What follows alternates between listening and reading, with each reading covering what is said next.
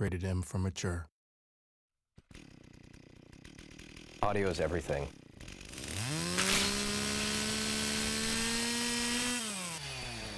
The sound of Gears 2 is crunchy. In one word, I'd say meaty. I talked to Mike Larson, who's the audio director on the project. I'm like, Mike, it's got to be crunchier. He's like, what does that even mean? I'm like, it just needs to have that crunch. See, we're close. He likes crunchy, I like meaty. I think being meaty and crunchy is really the same idea of really pushing the sounds, to their ultimate potential. It's like the world. It's heavy. It's grounded. It's substantial. You can't have thick characters, big monsters, heavy environments, grounded environments, and have tinny, light sounds. They have to carry their own weight as well.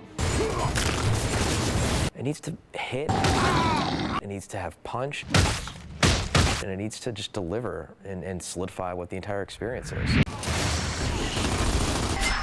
For Gears of War 2, we ended up re-recording almost all of the audio. I think about 85% of the audio is new. We recorded all new weapons, all new ambience, all new voiceover, and all new music. The Lancer sound effect is new, it's punchier.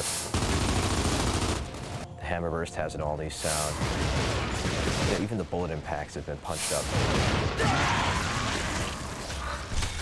In keeping the world of Gears very grounded and heavy, we wanted to make sure that the weapons were very tangible and bullet-based.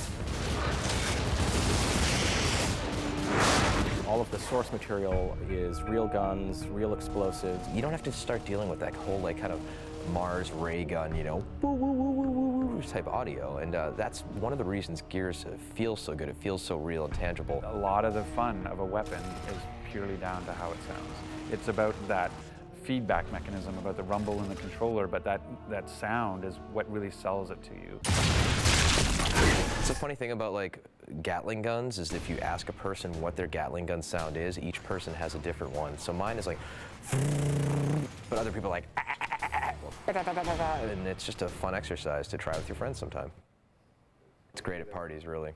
Well, the Gatling gun is one of those stories where Cliff really had a lot to do with it. There's certain sounds in the game where he really wants it a certain way. Mike Larson and I basically just went back and forth 5 or 6 times on the mulcher to try and get the perfect audio. It was never good enough. It was always like, no, it sounds too much like a drum, or it sounds too much like a cart in the spoke of a bike wheel. It's a heavy gun.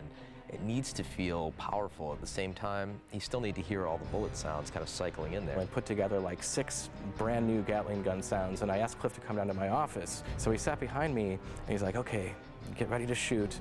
And I hit play, and he actually started acting like he was shooting it. Okay, it's heavy, and it's... He's like, no, that's not cool. He went to the next one, and it's just going like this. By the 3rd or 4th one, he's like, yes, that's it. And so he actually was imitating, the usage of it, to help him conceptualize, its sound within its context before it was actually put in the game. And that's how we ended up defining the final sound of the Gatling gun.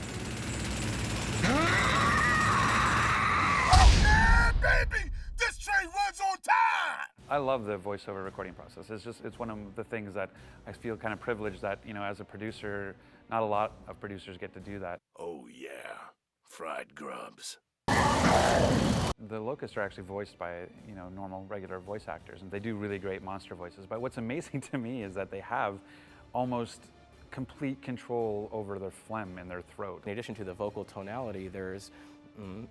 it's really both disgusting and yet intriguing because the director can actually say, yeah, I just need a little bit more phlegm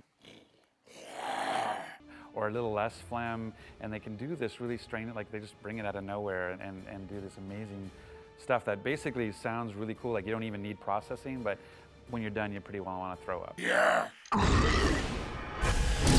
Yes, Gears is a brutal kind of, dark experience, but there's also a lot of heart that's there, and I think it comes through in the music. When you have a theme like Hope Runs Deep, you definitely are trying to incorporate that into the music and trying to have that sort of, it can't be depressing, it has to have its upbeat, patriotic moments, it's sort of, driving battle tracks and those sorts of things. So you definitely want to have that carry you through, that you feel like you're fighting the good fight and that you want the music to bring you along on that trip. Scoring for Gears is a lot different than scoring for a film. We were fans of Steve Jablonsky's work, from his work in Transformers as well as his work in Texas Chainsaw Massacre. and he's a very prolific A-list Hollywood musician. The score for Gears of War 2 is cinematic in respect of the instrumentation I chose to use. You can do effects with the orchestra where you can't tell, is that an orchestra or what is that? You know, depending on where the string players place their bows on the strings, or you can just have them, you know, they don't like to do this because it ruins their instrument, but you can have them banging on their instruments, making cool noises. There's that whole factor when you get goosebumps that you can't force, you can't fake it. And once we had acquired some of the early tracks from Steve Jablonsky, I put it in my little memory card. I put it in my car. I was driving home one day, you know, and wonderful afternoon, top down, game's looking great, feeling good, and the music started building to a crescendo. And I looked down at my arm and I actually caught myself getting goosebumps. And I swear to God, you can't fake that. You can't force that.